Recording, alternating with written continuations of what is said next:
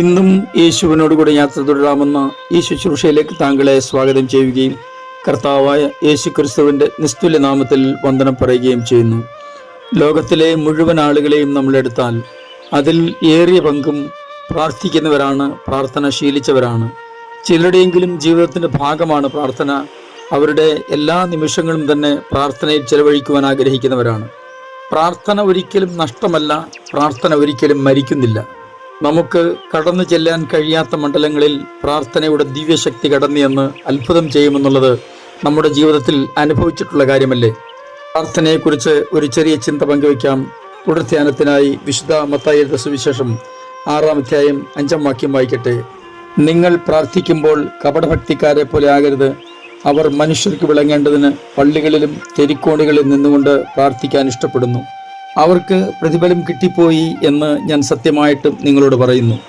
ഒരുപാട് വ്യത്യസ്ത അഭിപ്രായങ്ങളും ആരാധനാ രീതികളും നിലവിലുണ്ട് മനുഷ്യർക്കിടയിൽ എന്നുള്ളത് നമുക്കെല്ലാവർക്കും ഒരുപോലെ അറിയുന്ന വസ്തുതയാണ്. ഒരു ക്രിസ്തീയ ആരാധനാ കേന്ദ്രത്തിൽ ധാരാളം ആളുകൾ പ്രാർത്ഥനയ്ക്കും ആരാധനയ്ക്കുമായിട്ട് എത്താറുണ്ടായിരുന്നു. അവിടെ പ്രധാനമായിട്ടും 2 പുരോഹിതന്മാരാണ് ശുശ്രൂഷകൾ നിർവഹിച്ചുകൊണ്ടിരുന്നത്. അവർക്ക് 2 പേർക്കും 2 വ്യത്യസ്തമായ സമയങ്ങളാണ് അനുവദിക്കപ്പെട്ടിട്ടുള്ളത്. ഇവർ തമ്മിൽ ഒരു ദിവസം ഇങ്ങനെ ഒരു ചർച്ച ഉണ്ടായി. നമ്മുടെ അടുക്കൽ, നമ്മുടെ ആലയത്തിൽ പ്രാർത്ഥനയ്ക്ക് വരുന്ന മിക്കവാറും ആളുകൾ വ്യത്യസ്ത രീതിയിലാണ് ദൈവത്തിൻ്റെ സന്നിധി നിൽക്കുന്നത്. ചിലർ കൈകൂപ്പിക്കൊണ്ട് നിൽക്കുന്നു, ചിലർ കൈ മലർത്തിപ്പിടിച്ചുകൊണ്ട് നിൽക്കുന്നു, ചിലർ മുട്ടിന്മേൽ നിൽക്കുന്നു. ഇതിലേതാണ് ശരിയെന്ന് നമുക്ക് ഒന്ന് ചിന്തിക്കേണ്ടിയിരിക്കുന്നല്ലോ. എന്നാൽ ഇവർ 2 പേരും ഒരേ അഭിപ്രായത്തിലാണ് ഒടുവിൽ എത്തിച്ചേർന്നത്. അതായത് ദൈവം മനുഷ്യന്റെ ഹൃദയത്തിലേക്കാണ് നോക്കുന്നത്. പുറമെയുള്ള ഭാവപ്രകടനങ്ങൾ അത്രയൊന്നും ദൈവം ഗവനിക്കാറില്ല. ഒരു ദിവസം അവരുടെ 2 പേരുടെയും ശുശ്രൂഷകളിൽ ആരാധനാ സ്ഥലത്തിന്റെ അല്ലെങ്കിൽ ആലയത്തിന്റെ ഏറ്റവും പുറകിൽ ഒരു മനുഷ്യൻ നിൽപ്പുണ്ടായിരുന്നു. അദ്ദേഹം കൈ കൂപ്പിപ്പിടിക്കുകയോ കൈ മലർത്തിപ്പിടിക്കുകയോ മുട്ടിന്മേൽ നിൽക്കുകയോ ചെയ്യുന്നത് അവർ കണ്ടില്ല. അവർ വിചാരിച്ചു ഇദ്ദേഹം പുതിയ ആളായിരിക്കും, ആരാധനയെക്കുറിച്ചൊന്നും അറിയില്ലായ്മ കൊണ്ടായിരിക്കാം ഇങ്ങനെ നിൽക്കുന്നത്. ആരാധനയ്ക്ക് ശേഷം അവർ 2 ആളും ചേർന്ന് അദ്ദേഹത്തിൻ്റെ അടുക്കൽ ചെന്നിട്ട് ചോദിച്ചു, താങ്കൾ എന്തുകൊണ്ടാണ് കൈ കൂപ്പി നിൽക്കുകയോ കൈ മലർത്തിപ്പിടിച്ച് നിൽക്കുകയോ ചെയ്യാത്തത്? അഥവാ താങ്കൾ മുട്ടിന്മേൽ നിൽക്കുന്നത് ഞങ്ങൾ കണ്ടില്ലല്ലോ. ആ മനുഷ്യൻ ഇങ്ങനെ തിരിച്ചു ചോദിച്ചു, എങ്ങനെ പ്രാർത്ഥനയ്ക്ക് നിൽക്കണം എന്നുള്ളതാണ് നിങ്ങളുടെ 2 പേരുടെയും അഭിപ്രായം. സാധാരണ നിലയിൽ മറ്റുള്ള ആളുകൾ ചെയ്യുന്നത് പോലെ ചെയ്യണം എന്ന് മാത്രം അദ്ദേഹത്തോട് പറഞ്ഞു. എന്നാൽ അദ്ദേഹം ഉടൻ തന്നെ എന്ത് ചെയ്തെന്നോ, തൻ്റെ തോള് കുലുക്കി താൻ അവിടെ പുതപ്പായിട്ട് ഉപയോഗിച്ചിരുന്ന ആ വസ്ത്രം താഴേക്കിട്ടു. പെട്ടെന്നാണ് അവർക്കൊരു കാര്യം ബോധ്യപ്പെട്ടത്. അദ്ദേഹത്തിന് 2 കരങ്ങളുമില്ല. അവർക്ക് വലിയ കുറ്റബോധമുണ്ടായി. അവർ പറഞ്ഞു, ഞങ്ങളോട് ക്ഷമിക്കണം, അറിയാതെ പറ്റിപ്പോയതാണ്. 2 കരങ്ങളുമില്ലാത്ത ആ സാധുവായ മനുഷ്യൻ ആ പുരോഹിതന്മാരോട് ഇങ്ങനെ പറഞ്ഞു, നിങ്ങൾ ഒരിക്കൽ പോലും മനുഷ്യൻ്റെ പുറമെയുള്ള ഭാവപ്രകടനങ്ങൾ നോക്കുകയോ ശ്രദ്ധിക്കുകയോ ചെയ്യരുത്. നമ്മുടെ ഹൃദയങ്ങളെ തൂക്കി നോക്കുന്ന ഒരു ദൈവമുണ്ട്.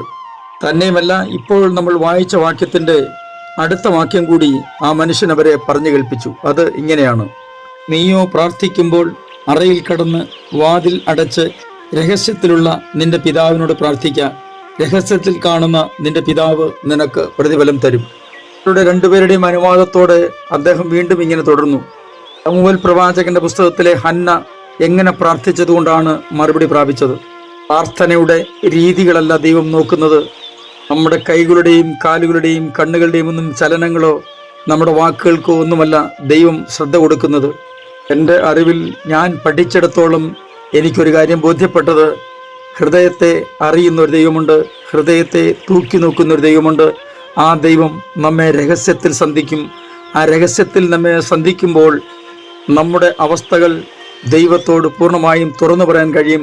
നിശ്ചയമായിട്ടും ആ നിമിഷം മറുപടിയുടെ നിമിഷമായിരിക്കും. വലിയ ഉന്നത വിദ്യാഭ്യാസമൊക്കെ ഉണ്ടായിരുന്ന ആ പുരോഹിതന്മാർ അദ്ദേഹത്തെ വളരെ ഭവ്യതയോടെ അഭിവാദ്യം ചെയ്ത് പറഞ്ഞയച്ചു. നോക്കൂ, നമ്മുടെ വിദ്യാഭ്യാസ മുഖേന ലഭിച്ച അറിവോ പാരമ്പര്യത്തിൽ നിന്ന് ലഭിച്ച ഏതെങ്കിലും ജ്ഞാനമോ നമ്മുടെ പരിചയമോ ഒന്നും ദൈവത്തെ പ്രസാദിപ്പിക്കാൻ കഴിയില്ല.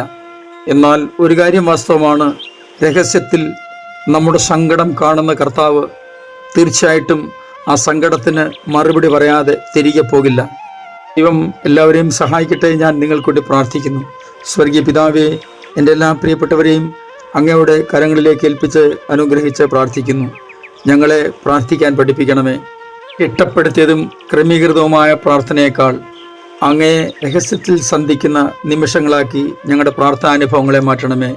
യേശു ക്രിസ്തുവിൻ്റെ അൻപുള്ള നാമത്തിൽ തന്നെ ആമേൻ.